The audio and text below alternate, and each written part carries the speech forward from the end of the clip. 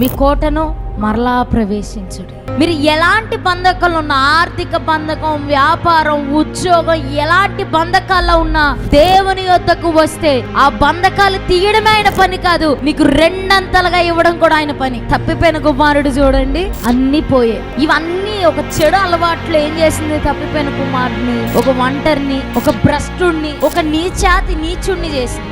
కానీ మరలా కోటకి ప్రవేశించిన తర్వాత తండ్రి కోల్పోయినవన్నీ ఇచ్చి ఆ కుమారుని ఒక రాజకుమారుడుగా చూస్తున్నాడు. ఒక ముసలాయన నా కొడుకు వస్తున్నాడని వినగానే ఏం చేశాడంట? దిగ్గున లేచి పరిగెత్తాడంట. ఎందుకు?